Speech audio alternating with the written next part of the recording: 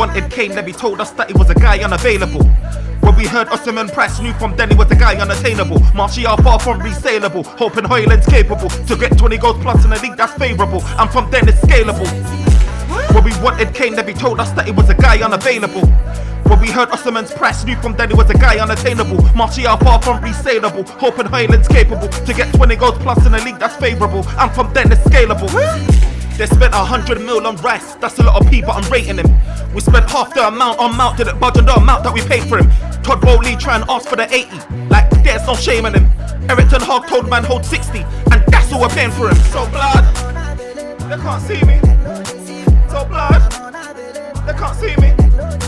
Yo, this is the OT99 Banter room where opinions are shared and smoke gets served. Look, we're back again with another show. It's your boy Firms, and I'm joined today with NK and Muba, and we are going to chop up the latest news surrounding Manchester United, the circus, what's going on with Manchester United. But the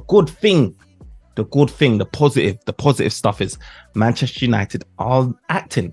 We're acting in a transfer window where we thought there'll be no action because of the takeover. Look, we've got Mount over the line, almost got Onana over the line, and we're going to move on to next signings. And I can't remember the last time that Manchester United has got signings in before the pre-season window. But before we get into it, NK, how you feeling, man? Man, I'm good, man. Yes. Try to get a new number 7 shit. The new number 7. Oh yeah. The new number 7. Oh, that's a hot topic right about there. We'll get into that. Muba, how you feeling, man? Oh, I'm feeling good.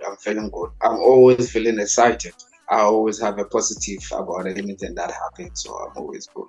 You know what? That's good, man, because we're gonna need that positivity throughout this season. You understand? Because I've been seeing the signings that our rivals has been making, yeah. Splashing. I have to say, look, just pray there's no 7 now, because if there's no positivity, that's gonna help us here. Do you know what? Yeah, I saw my friend sent me a post of the Liverpool fan posting saying, "Oh, DDG, we're gonna miss you for everything that you've done and for us," or something along those lines. And then it showed all of the big score lines that they done against David De Gea. 7-0 was one of them. I think it said 7-0, 4-0, 6-3. Yeah, 5-0. Yeah, it's crazy. It's crazy. They've been battering us the last few seasons, man. Differently, you know. And so it's going to be a relief now that hopefully, and this leads us nicely into the first topic of discussion. So let's talk about David De Gea, man, because obviously he's left now. The breaking news, Yellow Barn, Sky Sports came out. You know, the Twitter world is all going crazy about the news. Some for it. A lot of people are against it as well. What's you guys' thoughts on the whole David De Gea situation? Muba, I'll start with you. What's your feeling on us moving away with David De Gea and progressing on to sort of pastures anew? What's your thoughts on it? Thanks, Fem, for the opportunity. David issue, I'll put it in 3 contexts. Okay. If you have a company, then let's assume you have an employee who has spent 9 years or 10 years. You judge that employee based on their preference of success. You understand? And through that success, you'll be looking to who is going to replace that person. So through that 5 years, 6 years, 7 years going on the line, you'll be preparing to looking for someone to replace that person. Whether in the success where you measure that person period as a success, or how do you measure it? It depends on you as an owner of the company. It depends on you.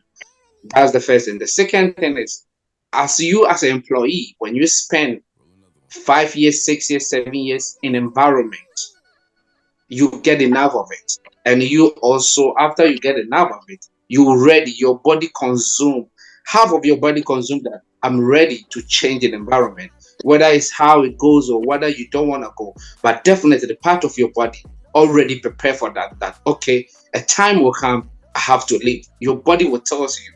And the third one is, it's life, it's reality, no matter how it is. It's supposed to happen. You So understand? what's So I'll your put it. what's your viewpoint on those three scenarios then? What's your viewpoint in terms of, do you feel like he was just ready to move on, that he's done, like he done what he needed to do, or do you feel like, do you even feel like he was, because there was a lot of controversy about David De No, Gea. it depends your expectation on a player. It depends on your expectation. My expectation on David was every football 5 years, 6 years, generation changes. So David attributes and the qualities as a goalkeeper Yeah, was not needed in the modern football right now in yeah, terms of how the pace and the dynamics was going. And he knew it, even though his attributes was needed in 50%, 50% was absent. You understand? So he knew it. And the whole speculations and everything that was going on through through through the line, he knew it. He yeah, understand that he was gonna go. But I think he was looking for that sympathy as a servant. He was looking for me servants for a long time. He was looking for that relationship appreciation. He was looking for that feeling like, okay, I've been here for a long time. I have done this for the club. I have been good servant. So can't you guys give me maybe 1 year or 2 years to prepare to look for a location that I can rest off? You understand? I think that's where the controversy comes. But as you look at it in a logical way and you look at it as a human life, you have to understand that it was supposed to happen and he has to embrace it. And as a fan, you have to say thank you for your service and thank you for whatever the memories you have given us, the bad and the worst. You don't measure his success or you don't measure his stay as a failure. No, because in sport there's nothing called failure. It's ups and downs. You win some, you lose some, you draw some. So you can't say it's a failure because there's a measure where you can see that he has given us memories, and those memories are wins because he have won Premiership, he have won League Cup, he have won FA Cup. So at those periods, you can't say that it was a failure. But no, but we have went through the tunnels with him where we go down with him and we back up with him. So at that moment, I salute him as a fighter who went through with those things. So I appreciate what he have done for us, and I yeah, give him the best respect yeah. he deserves. That's what I can Look, say. no, I hear you, and I agree with that. I feel like David Gea has put in a lot of work for us over the 12 years he's been at the club. He's was saving us when we were crap, to be honest, and keeping us relevant, really. And I respect him for it. But as you said, I feel like football goes in cycles. I feel like the sport has moved on. The way people play has moved on. I just didn't feel like it was going to come this soon. I don't feel like it was going to come this soon. But obviously, Erik Ten Hag had his own plans and his own ideas. NK, this is what quotes from what Erik Ten Hag said. So one read, Ronaldo is a giant. I look forward to working with him. Then there's sort of like a dash benched. Maguire remains captain. He has achieved a lot of success. Benched. We want David De Gea to stay and extend his contract. Free agent, leaving the club. And with the caption underneath, Erik Ten Hag is ruthless. Now, do you see this? Do you see Erik Ten Hag being ruthless towards, like, being a ruthless manager with regards to David De Gea and how he's managed even some of the big names like Ronaldo, Maguire currently at the club? Or do you see it as maybe a bit of unfair and unjust treatment by the club in how these players are being managed? No, not really. Look, I've always been told, like, look, never apologize for wanting the best for you, and it looked like that's what he's trying to do. He won the best for the football club. He won the best for him. He want to win, and that's exactly what he's doing. I've always said it, like, Ten Hag is a chess player. You know, he's very calculated in terms of like what move to kind of like make first.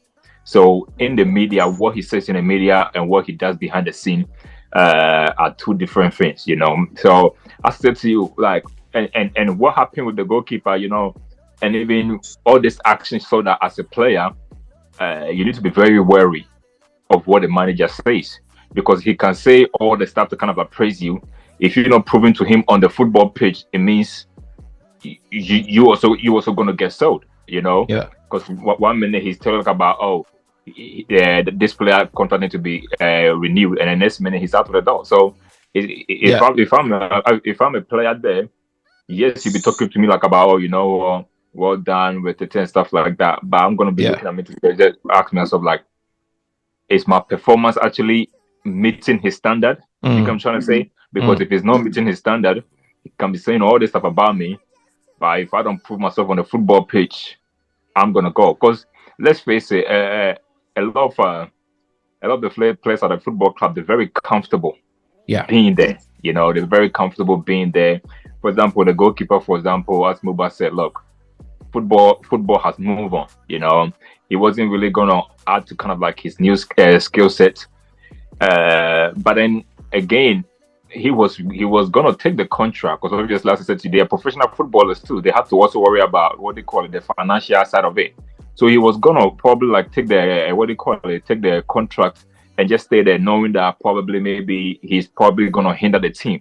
But he has to think about him first. So it's always good when you have a manager who kind of like put the team first, you know, because I think at the club for some time now we always wanna reward loyalties, even when players don't kind of like merit it. We always reward them with like the contract, and I feel like slowly by slowly that's gonna change. You know, that's gonna change. So look, well done for the manager for doing that, man. Well done. But you know what, for the goalkeeper, you know, as you said, 12 years, amazing servant here. Look, I was a big fan of him. But in the last few years, you could tell like his time at the football club was coming to an end. Then Enke, I want to add to Enke what Enke said. No? I think most of our fans right now, especially the young ones coming in right now, they kind of have these feelings and attached to players where it's kind of weird when we have to make decisions based on the preference of football and the preference of a company and the preference of how you have to run your football club. It kind of get a feelings, but it kind of like emotions, thinking, okay, the manager is wrong, okay, somebody is disrespecting somebody. Because if you go to other top club, they have these rules and regulations that has been laying down. If you're a club or if you're a player, when you come in, you understand the principles of that club. You understand. You leave and go and you do everything by the rules and regulations that is laid by the club. You understand? For instance, Real Madrid, they have a principles as a player. When you come in, this is the achieve you have to do. This is the setting you have to go by it. So if you don't do it, the fans alert you within 1 year, 2 years. They alert you. That club doesn't care about, oh, we bought you 90 mil, we bought you 80 mil, we bought you 100. They don't care. If first season, second season, you not deliver to the expectation of the club, you'll be gone. They will sell you because they find it is a business. Then they find it is a way like, if I buy you, I have to benefit from you. If I'm not getting benefit from you, I have to off you off to give it to somebody and bring somebody in. Do you know what? You understand? Do you know what? I mean, I didn't want to dwell on the goalkeeper situation for too long because there's like plenty to talk about. But I just wanted to say, although it was probably like the right move, I think it was the right time for him to move on. Perfect. We look at like Sergio Romero, how he was managed. You know what I mean? We promised him like he'll be number one at some point. He was doing really well. He was like one of the best number two keepers out there when he was playing for us. Look, he left upset and angry about how he was managed. The Barcelona keeper that was brought in as well, Valdez, again, he left upset and angry about his situation and how it was managed from my recollection. It just seems like, you know, we've had players as well that's come into this club and then, you know, upset when it's never, there's too many incidences of like not a mutual leaving, a mutual like departure and like happy go lucky. You have your Ander Herrera's, you have your Pogba's, you have all of these situations where it's sort of like it comes to a point where it's just not nice. And obviously when you think about David De Gea, he's been there for 12 years. Every Manchester United fan, if there's one thing that we thought will happen, is that he will get a nice send-off. David De Gea, of all people that still remain in that club, we thought it would be David De Gea. And I'm not sure if that's going to happen. And it looks like it's going to be happening anytime soon anyway. We'll see what happens in the future. What you just said, ne, is because of how this club for the past decade, how we've been running the club, how the rules and the principles, how the culture has been laid down. It's terrible, man. Bringing players in have given them that momentum and are giving them that freedom and the ease, thinking this is the place that I have to rest. This is the place I have to be me. This is the place I come here for holidays. We have laid that rules and to give these players comfortability. Fam, life gives you everything that you need. It's your expectation and what you demand from life is where you cannot enjoy what life has given to you because you expect more. You're greedy, your ego, and something that you want more from life is where you kind of sometimes feel like I'm disappointed. But if you watch yourself, your principles, and you watch your reality check, you can see that I deserve it. Look, like I said, when we're looking, I'm in a way in footballing terms, I'm happy that Erik ten Hag's moving the way he's moving because words is words and actions is actions. And as far as I'm concerned, Maguire, for example, is like fifth choice centre back. DDG, obviously, he was being played because we had no better number one, but we can see at the end of the season he's been moved on. And there's various different decisions where I've looked at Erik ten Hag and said he's got a vision.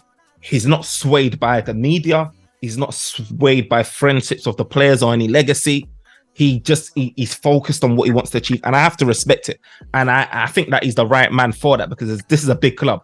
It's a big club with big personalities. He's up against the board probably, you know what I mean, fighting him as well. And he's like, no, I'm standing my ground. So I respect it. But let's move on to Onana.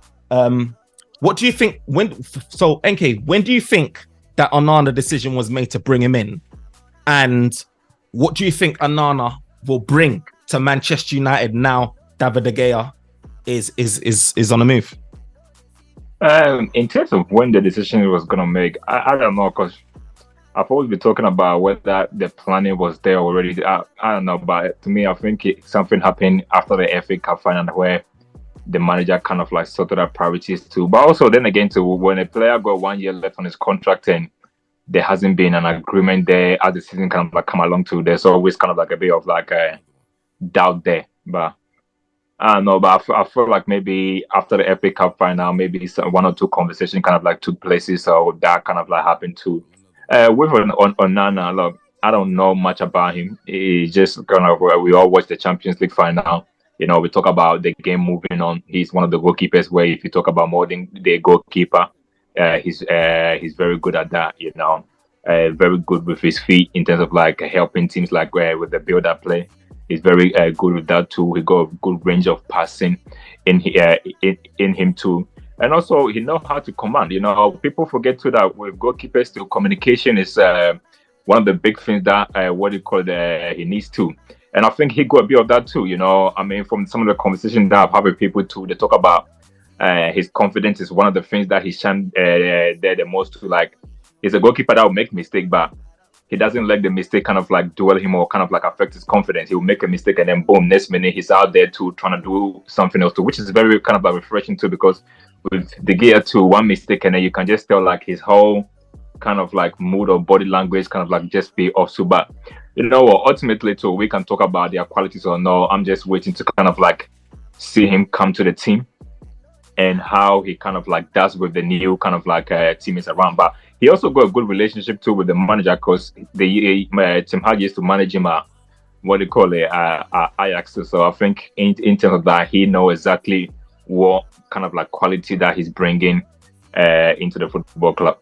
Does that worry you though? Like, just off topic slightly, but related in a sense where you said that he used to manage Onana, obviously Mount, like he played in the Dutch league and Erik ten Hag was liked him from then as well. It seems like every player that Erik ten Hag is linked with is either from either the Dutch league or he's had some sort of relationship with them, where he's managed them. Does that worry you, like, for future ambition, like going forward? Obviously, you remember last season, I said that, because I remember we used to have like the whole argument about it, and I said, look, it's his first season, so I kind of like understand it if he's going for players that he's kind of like known to. It looked like in the second year to something similar kind of like it is going on too. But then again, to us, to you, we are fans. We're not really in a football club. I don't know what kind of like metrics that they use to kind of like what kind of scouting report or what kind of like database or so that they use to kind of like identify this kind of like target to. But I don't know, sometimes it can be a concern to say, okay, then so what happens if there's a position where he doesn't have like the best kind of like recommendation? Can the club kind of like do that? They did that with what do you call it? With Casemiro, which to some point was a bit of kind of like success there. Whether it kind of fits with the manager long-term goals or so, only time will tell. But I always like to kind of like see when signings are coming and you can see both the club and the manager ideas kind of like combined, you know. And so far with the two signings that we've signed, it looked more predominantly like the manager. So I don't know, you know, we still got a transfer to go, but hopefully we get to kind of like see something where you can look at the sign to say, okay, you know what, this look like the club and the manager working together to identify that type of like player. Muba, what does Onana bring differently? Like touching on what NK was talking about with him being good with his feet and stuff. What does Onana bring, and how does he help Manchester United in the way we play going forward? Before I touch on that, I want to get this narrative where fans say why the manager is so into the Dutch players or players that he's been worked with. Let's put our eyes down and watch all the big managers. 60% of other players that they recruit into their clubs are players that they know them or they've been with in the same league before. For instance, let's use Pep Guardiola. The players he signed, where are they players from? None of them are from his former club. Yes. When he was in Germany, he was signing players from Spanish league. NK was none of them are from his former club. I feel like with Pep, like I'm just saying, like Muba, so far since Tim Hart kind of like come, Onana will be the third player that he signed from Ajax. What I'm saying to you, NK, what I'm saying to you, when Pep Guardiola is in Germany, he was signing players from La Liga. He was signing players from his team. Before he was signing. But then was he signing them from Barcelona? Was he signing them from Barcelona? You give your views. You gave your views. So let me give you mine. You understand? Don't interject. Let me give you, because he brought what? Alcantara from where? He brought Alcantara from where? He brought it from Barcelona. He brought what? James Rodriguez. He brought Alonso from where? He brought Alonso from where? He brought James Rodriguez from where?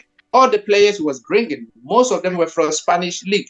The fact that necessary that he didn't get Barcelona players, but he was linked to most of Barcelona players. He was even linked to Messi. At times, he was linked to Messi. The fact that he didn't get them doesn't mean he didn't. When he is here in England now, how many Bundesliga players are playing for him? A lot. He brings them. Every manager wants to know players that he has been worked with or have known them, how they play, how the ideology behind the game, how they understand the preference of how they want to play. So they identify those IQs and they bring them. It doesn't get nothing to do with how play with them. If NK right now, you sitting there, if you want somebody to do something for you, you look for Fem, you look for Muba, you look for Eddie, because you know why? You know them. You know they can do for you. You know their capability of how they can go far.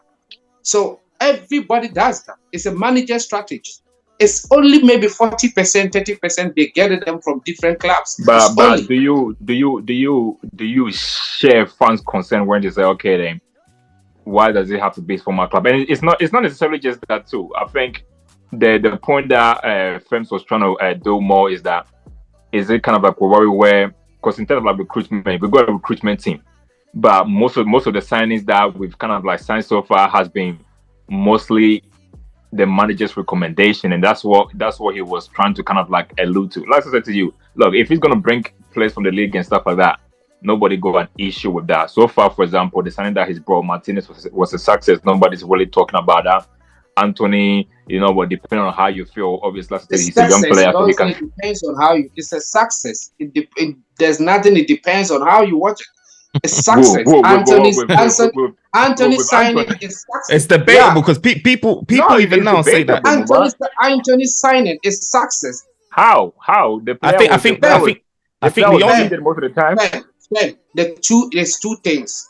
It's two things. It's your profile, your preference of a profile. It's different from what the player is doing. So if Fem doesn't like a player, the profile, it doesn't matter what he does. That one, nobody can change Fem's profession. No, what I would say is, have we got when Arsenal fans look at like Odegaard, their resounding fan base would say, I love that guy, or Saka or Saliba, or when we're talking about when it comes to our fan base, not like to say preferences. I know everyone's gonna have preferences, but it's just like we don't have, it almost feels like with Anthony that it's 50-50. It feels like in a fan base where we can all say differently with Martinez, like there's a good massive proportion of Man United fans, even though there'll be odd ones out there that saying not really feeling him. And that's what I want with our signings first and foremost. I want us to all collectively be like, you know what, this guy, I can feel it. I can know that you know when you've got a superstar in your hand, and everyone of the fan, a player unites the fan base. Martinez united the fan base. Casemiro, to a degree as well, united the fan base. I think only people's reservations is age and whether he's got legs. Do you know what I mean? NK is doing that because he wants someone like De Jong that can bring the ball out, and he doesn't want misplaced passes and stuff like that. But ultimately, you've got like a good proportion of the fan base that's like happy with the signing. I don't really like when we're signing these guys and then there's, look, you be on a Twitter Spaces, like the minute you say Anthony, it ain't gonna take long before someone's like, saying something negative. You say Martinez, you're gonna hear 10 positives before you hear one negative. You know what I mean? And I feel like we need to be getting our signings right, because we've got one of the biggest scouted recruitment sort of staffing in the world. Budget. You know what I mean? Budgets in the world. And it feels like we need that trust between Erik ten Hag and the scouting people and the board to say, do you know what? If the board can come with players, and then like they did potentially with Casemiro, I need Erik ten Hag to have full confidence, like to say, do you know what? I'll take him. Not Erik ten Hag, we need him to focus fully on football. And when we're seeing players where he's linked with in the past or has some association with, it makes me feel like Erik ten Hag is probably having to do more and compensate more in identifying and finding these players than he should be doing, and focusing on the pitch and focusing on the players. It makes me feel like, is he doing it? Raises the question. I think he enjoyed that role though. I think because he's a very hands-on type of like person, so I think he enjoyed having to do all that kind of stuff anyway. From what you read about him, where you guys going, yeah, that's the standard, that's the line point as a fans we have drawn, and that's where is the negative. You don't go tell Pep Guardiola that the players he's signing is by the scout recruitment. It's him. He identified them and said, go bring them for me. You don't tell Klopp that, hey, this player you're bringing in, you have to leave the job to the recruiter. But they did though with Salah. No. Ferguson, you don't tell Ferguson. No, you don't tell Ferguson and said, this player, you don't do it. No. Every professional manager, every high-class manager, they do it. They identify the players they want. Not necessarily because of the game. Because every manager, the professional manager, they got different aspects from player. It might be you as a fan, you want the player to do this. No, the manager doesn't want it. Yeah. Because we have seen managers identify players based on leadership. That's it. They don't need nothing from Muba. Look, the point that you're saying, look, I hear that. But as a fan, when you're watching it, you wanna watch it and just see, okay, you know what are the club ideas? Of course, you know what, managers come and go, and then the players end up kind of like staying. Yes, it's bringing in the right players, kind of like 2-2, but I would also kind of like to see some of that, because you can talk about managers identifying the players, and that's fine too. But with City, sometimes you can kind of like see some kind of like some of the signing, you can kind of like see it more like, okay, you know what, this player here hasn't played in the league, hasn't played under the manager, so maybe it got to do with maybe the scouting or the director of football identifying this target, showing the manager, and maybe the manager liking the player to just say, okay, so I don't know, as a fan, that's what you want to see, that kind of like type like that. I think majority of our signing has been more like, okay, they came from Ajax or even for the Dutch league or so. So you know what, as I said to you, so far it's good, but that's where my concern is as a fan. That's where my concern is. Look, he got just Fem, me and NK, we're not done with this. So let me answer him. Let me answer him. Fam, the reason why I'm saying this is because United fans, we have the biggest fan base in the world in terms of football. We have the biggest fan, you understand? So, which has given us that speculum and expectation as a fans that we have a say, you understand? If you go to Twitter now, if you go there, it's a bunch of nonsense every day. Because every individual fan think this is the player I want. Is NK is NK chairing it? Is NK's the host? This is the player I want. You understand? Fam, there was a question I asked most of the fans that if I ask most of the fans that in terms of Liverpool recruitment, the players, which player in Liverpool squad right now, those fans don't want, they will identify them. But the players, they identify them. They are the key players in terms of that team rebuild, in terms of that team performing output. You understand? So as a fan, you can have your expectation, but your expectation doesn't justify or doesn't condemn the player that the manager coming in. It only condemns because you have so much expectation about what you think of the player. So you don't watch necessarily what the player has to do or what the team is doing. So if you take back to last season, the manager have achieved a lot. If you take the top 4 teams that we met them and it was bad performances, take out of it, it's how many? Maybe 7%. The rest, the manager have done well. But because of it's a rivalry between those clubs, like Liverpool game, like Man City game, like Newcastle game, like Arsenal game, these 4 games, these 4 only, has made the fans, most of the fans, have used to destroy the whole season that we have. We have used these 4 games, have destroyed the whole season that we have because we think we should have beat Man City. We think we should have destroyed Liverpool. We think we should do this because of those preferences. It's giving us ideology about it's not working. I'll just touch on it's working. Don't get me wrong, because like Erik ten Hag had a really good. I think we finished off one of our vids summarizing Erik ten Hag's season, and I feel like everyone was like saying, you know what, it was good, especially considering the challenges that he had to overcome during the season with Manchester United, not having a striker, dealing with Ronaldo, dealing with like all of them stuff, Maguire. I think the only thing that is trying to raise is the fact that, okay, you mentioned Pep. Pep's brought in players, Jack Grealish, Premier League. He's brought in Laporte, Benfica, Portuguese League. He's brought in players from the Spanish League, being Rodri. He's bringing Mahrez in his current like league, Premier League. You know, he's brought in like João Cancelo, Juventus. Like, and he's looked at even the South American as of late with Alvarez. Do you know what I mean? It feels like they've got their hands in every pie. They're looking everywhere. And do you know what I mean? And it's not to say that what Erik ten Hag is doing is wrong.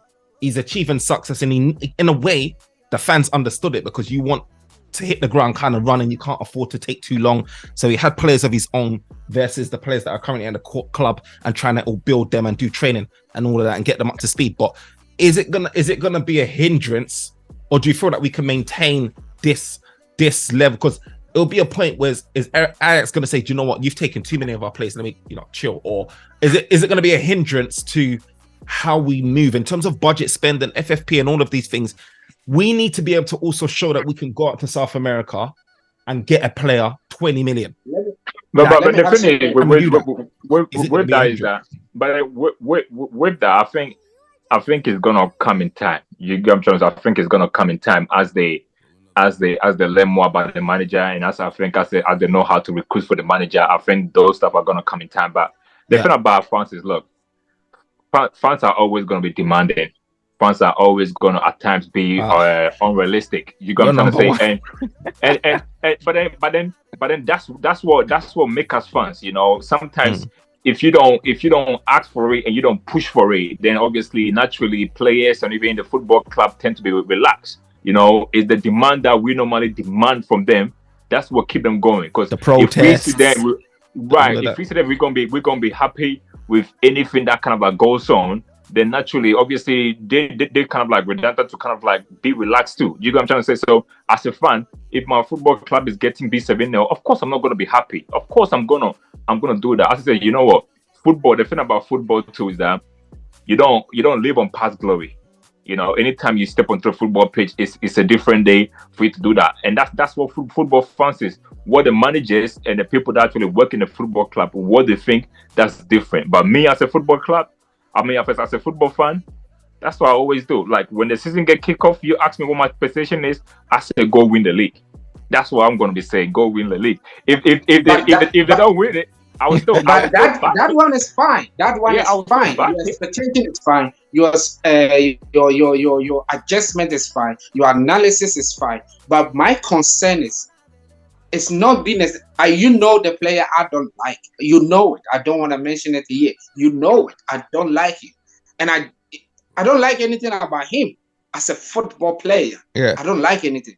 But at the end of the day, I always give him the praises anytime. When I'm talking about the manager strategy, the manager system, the setup, how the manager want to play his football in a modern way, and how football have drawn to right now, I always put him in because of... Is this Bruno you're talking about? Are we referring to Bruno Fernandes? Because of the small details he has. You understand? It enhances what the manager wants to do. So at the end of the day, he's a good player in terms of what he offers to the team, in terms of how our performance, in terms of how we are winning. I give him the glory. But if you give me the whole package as a player, I don't like it. But you know, Muba, all I'm going to say is, you are a better man than I am. Look. See Bruno Fernandes. See Bruno. Bruno, is gonna be your captain, and he's gonna be your captain. No one mentioned Bruno. Okay. No one mentioned Bruno. So let's go back to Onana. No. Wait. This lended nicely because I think one of you mentioned. Look, Man United look like we're going to get Onana. We've got Mount already. What is our season expectations now? Obviously, we're looking at a striker, and it's looking right about now like it's going to be Rasmus, unless we get a surprise out of the blue, like lastminute.com. I don't know what's going to happen. I'm hearing rumors that and Vlahovic as well, he could potentially be going for 70 million, 60s, something, 70 million. Look, we've been linked with 2 strikers. Apparently, rumor is that we want one that's an out number 9, and then we want one that's like can play across the front 3. And rumors has been mentioned about Neymar. Rumors has been mentioned about João Felix on loan. Look, for me, I don't know what's gonna happen. I don't know, at the end of it. In my mind, I don't know if Rasmus Højlund is a gamble, I would say, because it's just a young 20-year-old. He hasn't set the world alight in Italian league. He hasn't really held down even a starting position. It's a gamble. It could pay off, it may not. But what's your season expectations going into next season, having Mount, Rasmus Højlund, and Onana in the squad, assuming it's just those 3? Okay. Fema, when you check the manager assessment from the last season coming, if you check the manager assessment, it's 3 things you have to know about it. The assessment of the league, the assessment of the profile he has already, he was having. And the third one is the way forward, what I want to do. You understand? So if you put managers down as a person, or you put manager as an individual, they are psychologists. You understand? They think beyond. They think what they want to do next 2 seasons, next 3 seasons. So they build upon those seasons. You understand? So if you watch the manager profile that they bring in Onana first, he have already brought Mason Mount. So let's get back to why Mason Mount is here. Because apparently we were linked to 2 midfielders where they're kind of similar, but one have too much energy, the other one have too much strength. Who's that? Who are those? That's Rabiot. We were linked to Rabiot and Mason. Yeah. Okay. So if you watch Onana, in the modern football, every manager has an approach from the goalkeeper. That's the goalkeeper is the basics of what you want to do, the fundamentals of what you want to do. Every manager does that. Modern football. In the modern football, every manager does that. Even the previous, if you take back previous olden days on the managers kind of have a goalkeeper that contributes a lot to how they want to play. If you watch even the success of Ferguson, David De Gea. Did David De Gea contribute to the way we played? That's what I'm saying. That's the reason why he's gone. That's the reason why he's gone. That's the reason why he's gone. You understand? But if you check Peter Schmeichel, Van der Sar, if you go to Barcelona, Vardes, if you go to Bayern, Noah, if you name all those goalkeepers, Casillas, Real Madrid, if you watch all those goalkeepers, they contribute to how they play. So let's come back to Onana.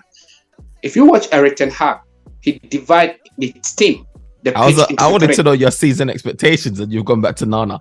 I wanted to know what is your season expectations with our signings. My expectation Why are we still on Nana? We've got to move on from Onana. My expectation that we're going to dominate our weaknesses. We're going to develop in our weaknesses. We're going to promise in our weaknesses. Our weaknesses was how to build up.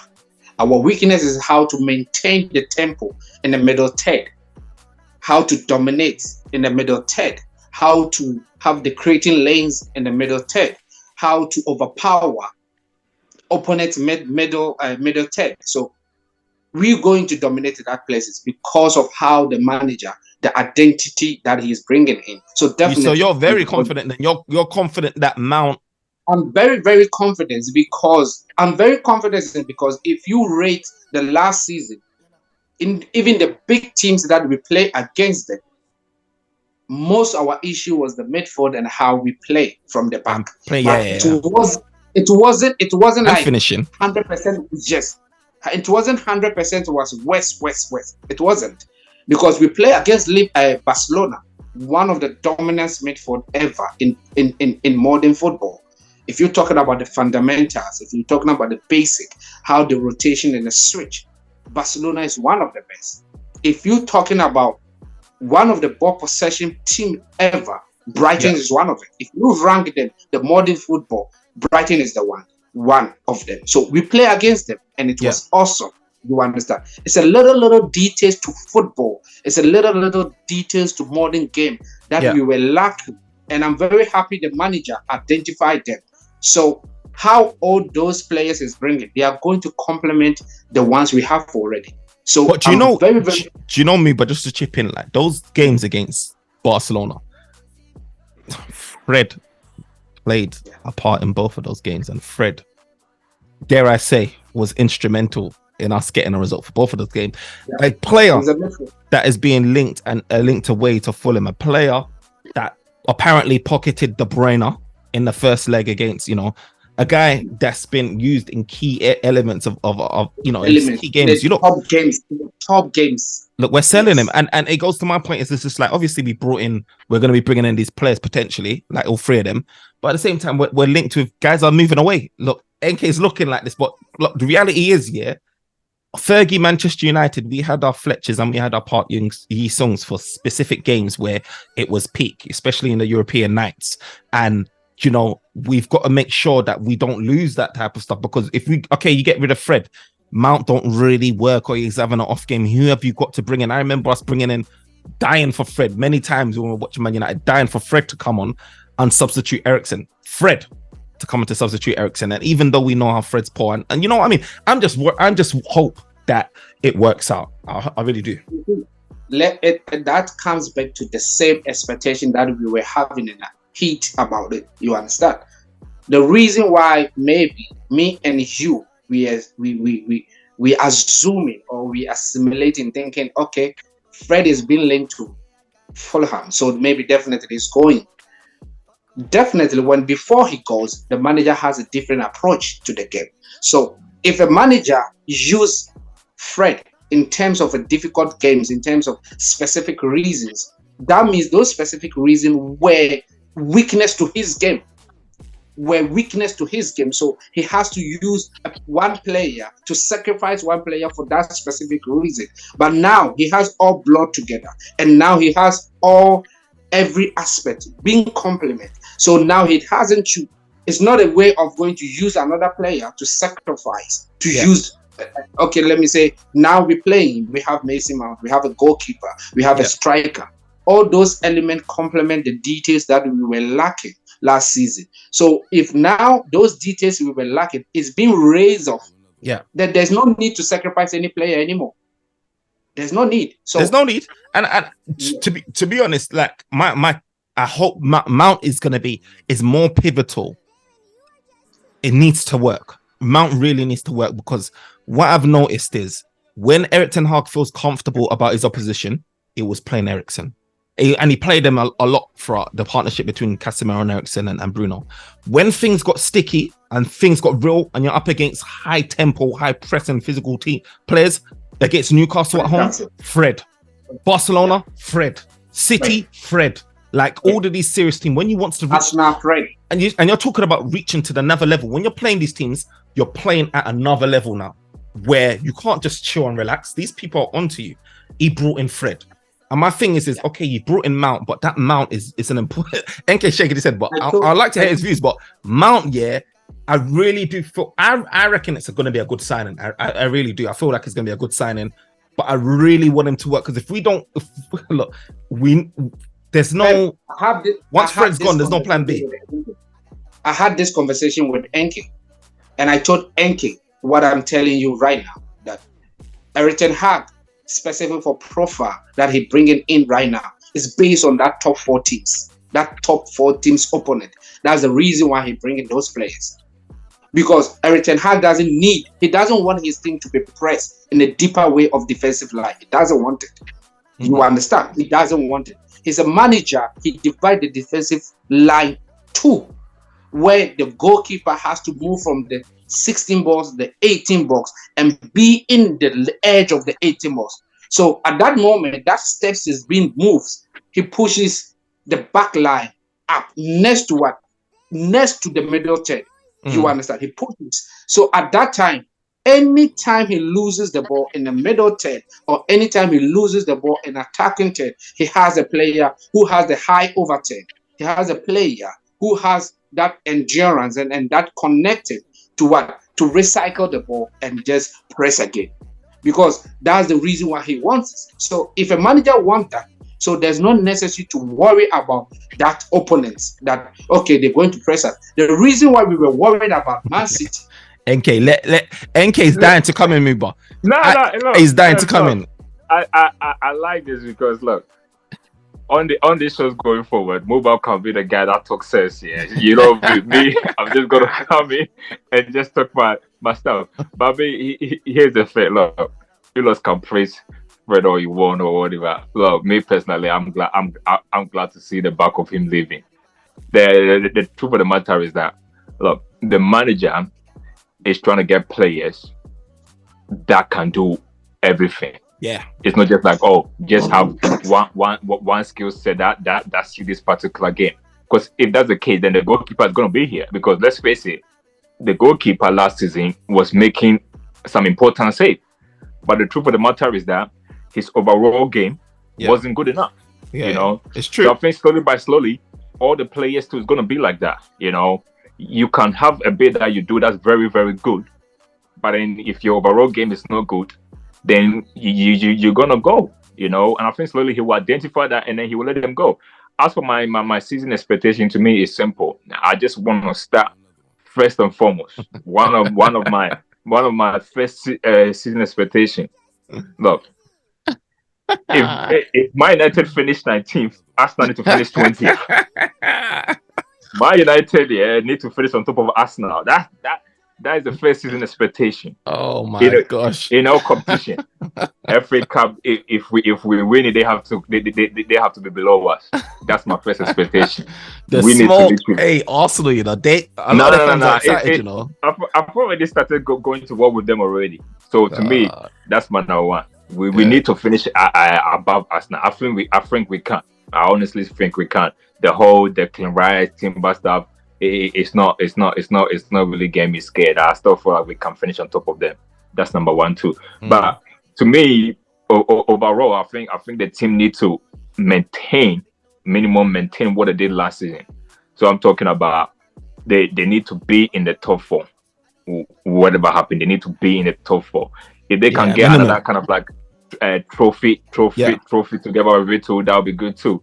And I also hope that the manager too, with the new signings kind of like coming onto is going to be more kind of like settled in terms of like his team and his ideas. Because last season in certain kind of like games, we kind of like saw one or two things that we know he was doing for tactical reasons too, but we also ask ourselves, like, would you do this if you have your players? For example, Weghorst playing as the number 10. You get what I'm trying to say? We don't want to go into a season where he's having to play players where he don't feel confident playing them, but then he has to kind of like play them for tactical reasons. I want to make sure that he get the players coming in so that at least he knows what his strongest team is, regardless of what the opponent is. Maybe he will do one or two kind of like tweaks, but he's not doing the dramatic kind of like change where a guy that you're bringing as a striker is not playing as your 10 and your number 10 is playing on the left wing, you know. So I hope he get enough signing in to kind of like get settled, smaller team, big game to just, okay, you know what, this guy can do my fundamentals in this position, so I'm gonna play him there. Maybe if there's a game where you feel like, okay, maybe I need to just bring in one or two players inside for tactical reasons, then by all means kind of like do that. But to me, maintain that top four. Go if we get one or two capsules, and obviously in the Champions League too. Please get out of the group stage. I don't want to be back in Thursday night to Liverpool. I don't want to do that, man. Get out of the group, man. Yeah. MK, let me tell you this. Modern football doesn't have number 9.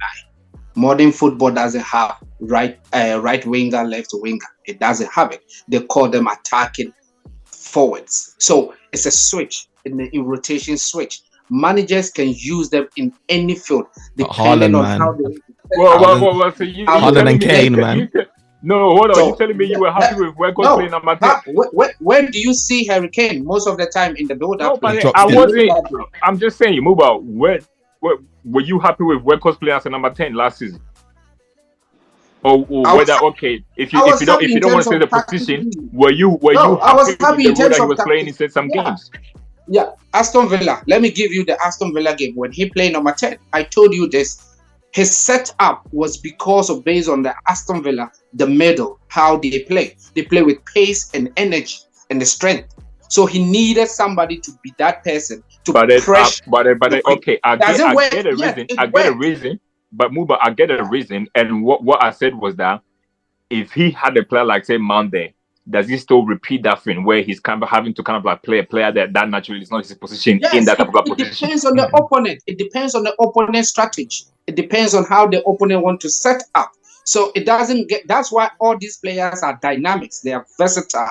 So when they are versatile and dynamics, it makes them to play in a different pivot, a different position. Weghorst never played that type of position before he got to the football club. Let me give you Pep Guardiola. How many times you see Pep Guardiola switching Bernardo Silva? How many times? How many times you see him switching Kevin De Bruyne? But then Muba. That's I hear your point, but that's players that naturally can do that. Our players naturally Messi can do that. Messi can do that. I wasn't talking about the ones that he bought. I was talking about the old ones. For example, I never saw. Can do that. That's why he was doing it. Who? Weghorst, he can do that. That's why he was doing it.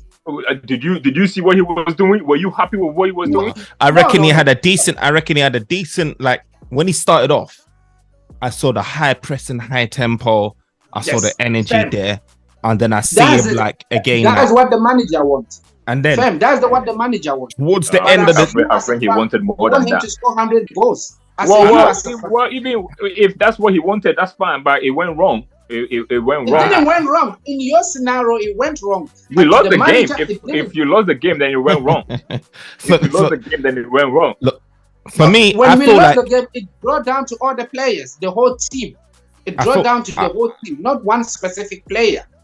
I tried, just trying to wait. I tried to think of another player, that is an all-rounder like NK was talking about, that can contribute going forward and maybe even get anywhere near the numbers that Mount was getting, but also work rate and defensively contribute in that system, like the way how we want to play. And I couldn't think of many players, I really couldn't think of many number 8s. Could you think of like 2 number 8s that can do that?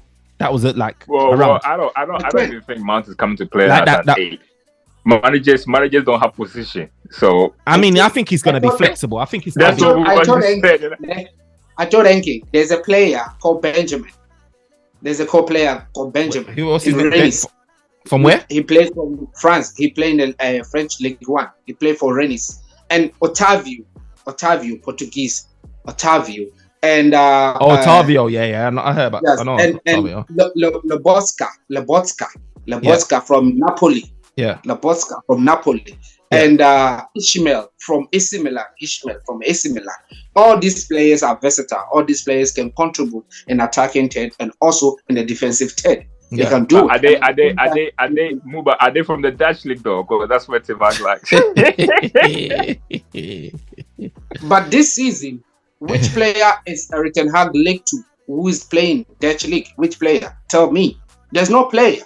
Mount. I'm just messing with you. Mount and Onana. Mount have played 4 seasons in Premiership. 4 seasons. But it's still the link. He was in Championship. No. But the link is still there with Onana. Okay. With Mount. I thought Mount was just pure. It was on. Is it Utrecht that I can't remember what club that he came from. But I was just where? Yeah, actually, Muba was the one who I was let me know about that. Very surprised that Mount came from there. And there's nothing like to say. I class Mount as a Premier come League. from there. Those people must stop. He was loaned, wasn't he? Loaned. He was loaned. He was alone. He was a Chelsea academic player. Then he was graduate to the senior side, but at that time he couldn't get into it, so he was loaned for only 1 season. Then he came back to a championship. He came back to championship and he was dominating championship. And he had played 3 seasons in Premiership. I think we're giving Muba high blood pressure. No. You're not giving me high blood pressure. My problem. Let's lay down all the profile. Let's say Alcantara. Where is Alcantara? Go check his profile. He has played in Bundesliga most. Yeah. But I think we're going. Let's go check Manny. Manny has played in the Bundesliga before. Yeah, but yes. Muba, we're going back to that kind of a conversation. As I said to you, we are fans. Me personally, I don't know better. You get what I'm trying to say. So I'm always just going to be here to just throw my doubts out there. It's up to the players out there, the managers to just look. Tim Hag can go by. That's why I enjoy talking to you. No, but that's why I enjoy talking football. No, but the manager can go by 11 Dutch players for what you call it, for all I care. The truth of the matter is that as long as he's winning, we the fans, we don't really have nothing to say. You can say so. If he's gonna do that, he's identified. All the big teams are going for those identified. All his identified players, he identified. And all the big clubs are going for them. That is fine. But in football, in the fans' eyes, the only way we keep quiet is through winning. So as long as he's doing that, nobody's going to be caring about where the players are coming from. Mm-hmm. But until then, we as fans are going to do what we always do best, which is argue amongst ourselves. You see, the funny part is, man. You see, Febs, the funny part is when I'm talking to NK behind the screens, yeah, he knows where I stand with Erik ten Hag's system. He knows where I stand with even in terms of expectation. Yeah. But when it comes to being logic and talking about what is supposed to be, I don't bring it in because that's my preference. But my preference you are a better man than I am. You're a better man than I am. Look, Muba, NK says that as long as Manchester United finish above Arsenal is happy. And potentially, he feels like no. I said that is one of my expectations. Oh, one of them. We also need to be in the top 4 too. Top 4. Do you feel like we achieved top 4, Muba, with those 3 signings that were made? Like Onana, Rasmus, Højlundo, and Mount. Do you feel we make top 4? Yeah. We are even in a position of competing for the title. We are even in that position. Are we finishing above us now, Muba?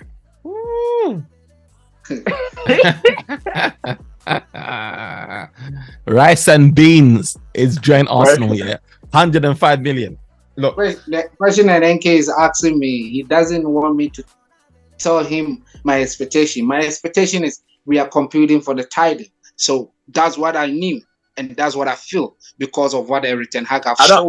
In terms of competing for the title, I don't know if we're ready for it just yet, but I just want, for example, I don't want a situation where last season after 2 games, we just knew that we were playing for top 4, where we were just like, I want to be there and thereabout, maybe up until January, February. And if we fade away, that's fine. But I just want to be, as a fan, I just want to feel something during the course of the season. You get what I'm trying to say? I don't want to be just there and then we just like in fifth trying to climb up the table. Just please, just try to be first to third position. And that's what I want to see. Thank you. Watch Man United and Manchester last season. What are your key things that you notice? What you notice about Manchester? For me, when I watch Man United, I was just like, when Casemiro goes, it affects the way how Man United's results and even the way we play. Did we not win 4 games before he came to the team? Yeah, we did, yes. But we just saw the difference and when he got red cards, we won leagues, we won games. When he got the red card, we won games. But how confident did you feel when he got the red card and then we had to go up against Arsenal? And then we caught that L. And was you thinking maybe if Casemiro was there, it would have made a difference? Those games that we lost at the start of the season against Brentford and Brighton, we were going to lose. We were going to lose. Even if he was there, we were going to lose because the expectation was going to be high.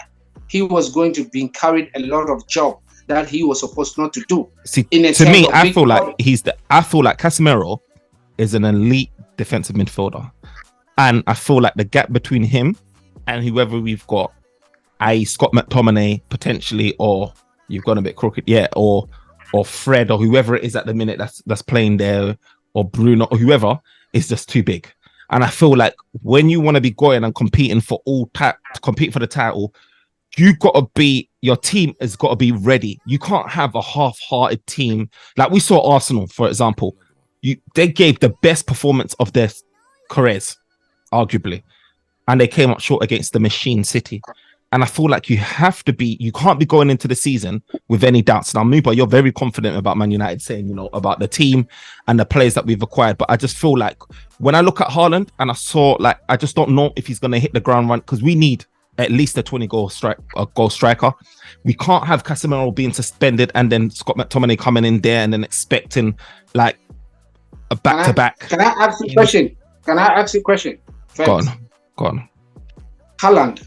Yeah. Scoring 20 goals plus. Yeah. It's just Haaland scoring goals. 30 plus. Is the element is the element that is in the game that is leading him to score. It's both. It's both. I think it's both. No. Haaland, we can't take anything away. Leading him to score. We can't take anything away from Haaland's goal scoring ability, right? Because we could be talking about a Haaland that scored 20 goals in a season and the City maybe still won, or 30 goals in a season, but Haaland scored 50 in his first season, and a huge part of it is City, yes, and the chances they create, yes, and a dominant team, yes, but you also got to have a striker that's able to put that ball in the net. That's where I want. That yes. You gave me 3 yeses. Yeah, that's 70%. 70%. That is contributing to his ability. Look, my thing is this, yeah. Do City potentially don't? It's not a coincidence, right? That City bring in Haaland and then they've won the treble. It's not a coincidence. People could have said, they could have won it last season, but they didn't. They've been dominating the Premier League since Pep came. Maybe 5 out of 7 seasons or 6 out of 7 seasons. How long he's been here?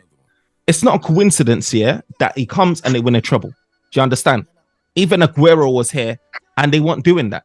Do you understand? They weren't winning Champions League or anything like that. And my thing is just like there's certain components, and yeah, the whole team's evolved and he's brought in more players and everything like that. Is like everyone's got more experience as the time's gone along. But I think like Haaland, we can't take anything away from his goal scoring ability, prowess. And I feel like we do need. Yeah, I still have my doubts. And if me having doubts, it could surprise me, but if I'm having what's doubts, your expectation though? Because my hope. It's not even expectation, bro. My hope is to get top 4, man. Because the way how I'm seeing, my hope, bro. My hope. Yeah, do you know what reason why I say? The reason why I say hope? Yeah, because I look at Liverpool, and I've towards the end of the season that's just gone. I ain't got the stats in front of me, but they're amongst the highest points of, like that rate in Liverpool when they started getting all their players back, and. You talk about what do you call it? Chelsea, who's got Pochettino, where Tottenham were floundering in and out of Champions League. They weren't even in. Poch ain't doing nothing. Poch came, for Tottenham and made them a stabilized top 4 team. Tottenham, I think maybe an odd couple of managers in their history has been able to do that, and he kept them in for like 4 seasons in a row, back to back. He's got experience of working with these teams and getting at least Champions League football. And my thing is just like there's a lot more competition and improvement. Okay, get it there. Let's you see where you got there. Let's start there. The reason why you have confidence in Pochettino is what he has achieved before, isn't it? And how he's a fanboy, man. He's a Poch fanboy. The resources they have, the backing they've had, the ability to in and out. I don't want you to dilute anything. You have said it raw, so let's give it today. All these reasons you gave in the back of these teams, this club, they are the reason why you feel like, okay, they have a certain element. That's why I want to take you back to United. The reason why United is also going to dominate is where our weaknesses. We are so focused on the previous seasons. We are so adamant and we are so entitled to all these players, how we look at them and thinking, okay, they can. But this is the same players that gave us that last season, that amazing season. You understand? So definitely the manager bringing these players, not just to sit there, he's bringing them to complement what he was have, and he will bringing them to complement what he want to achieve. So this is the type of a manager who comes and have the same pedigree. Go check all the stacks, the whole season, the top leagues. Go check the stacks about the managers. He's part of it. If you're talking about 10 managers, he's part of it. If you're talking about top 5 managers or top 6 managers in terms of how their performance. He didn't get manager of the year. So I swear he didn't even get selected. He's part of it. So he's bringing Onana, shows you how the fundamental he wants to be. He bringing Mason Mount, bringing a striker, show you how he wants to compete with these teams. You understand? And all these teams have an identity. Arsenal has a manager who is a young, so he positioned his team in the terms of what? Mentality and energy. Because all these players are young. So the reason why you said they were playing beautiful games, but they couldn't win, they couldn't do anything, because the lack of mentality. The mentality get off them. Because they were playing. Yes, because they were playing through the energy and what? The intensity. Arsenal fans believe they lost this season because Saliba got injured. You understand? If you talk about Man City, they were playing. They are intelligent. The manager carry a plan. He carry plan. So he give it to these players. They are phenomenal. When they are on the pitch, they go with the plan. And every plan go with what? Mentality, the attitude, the focus. I hear you. So they dominate on those elements. So now we have a manager who is doing the same. He's having a vision. Yes. I'm optimistic. I'm excited. I feel like he has addressed certain weak areas. It's just, everyone's strengthening, and you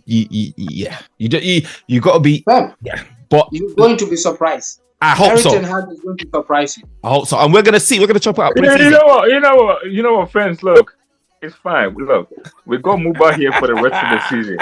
If anything goes wrong, he's gonna be back here, and we're gonna remind him of these statements here. That's all it is, man. Guys, remember to smash a like on a button. Look, we shared our views. Let us know what you think about where we're going to end the season, what you think of the players that we've signed or the players that we are to sign, being Rasmus or any other surprise signings that we may make. What's your thoughts on David De Gea? Everything that we discussed, let us know in the comments what you think. But until next time, peace.